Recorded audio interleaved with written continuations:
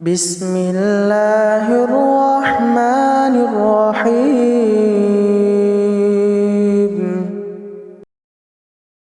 سأل سائل بعذاب واقع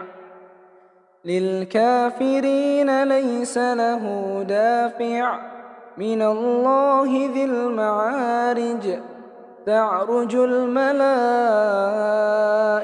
والروح إليه في يوم كان مقداره 50,000 سنة فاصبر صبرا جميلا إنهم يرونه بعيدا ونراه قريبا يوم تكون السماء كالمهل وتكون الجبال كالعهن ولا يسأل حميم حميما يبصرونهم يود المجرم لو يفتدي من عذاب يومئذ ببنيه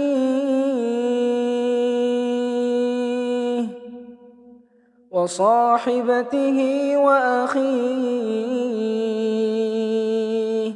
وفصيلته التي تؤويه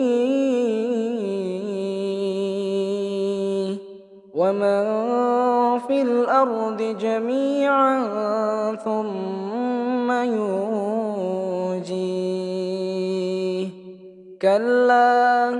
إنها لظى نزاعة للشوى تدعو من أدبر وتولى وجمع فأوعى إن الإنسان خلق هلوعا إذا مسه الشر جزوعا وإذا مسه الخير منوعا إلا المصلين الذين هم على صلاتهم دائمون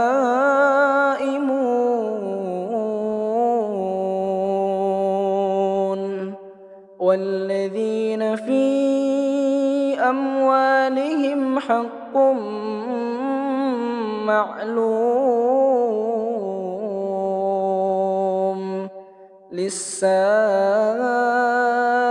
والمحروم والذين يصدقون بيوم الدين والذين هم من عذاب ربهم مشفقون إن عذاب ربهم غير مأمون والذين هم لفروجهم حافظون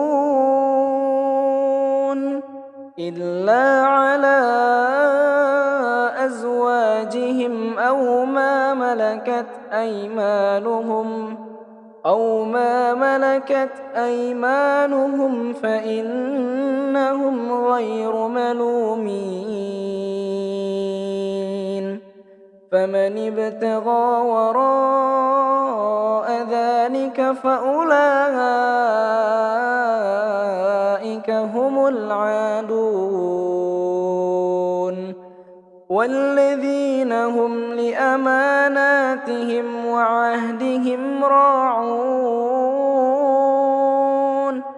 والذين هم بشهاداتهم قائمون فما للذين كفروا قبلك مهطعين عن اليمين وعن الشمال عزين أيطمع كل امرئ منهم أن يدخل جنة جنة نعيم كلا إنا خلقناهم مما يعلمون فلا أقسم برب المشارق والمغارب إنا لقادرون على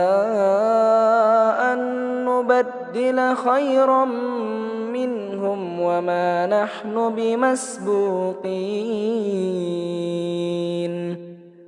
فذرهم يخوضوا ويلعبوا حتى يلاقوا يومهم الذي يوعدون يوم يخرجون من الأجداث سراعا كأنهم إلى نصب يوفضون خاشعة أبصارهم ترهقهم ذلة ذلك اليوم الذي كانوا يوعدون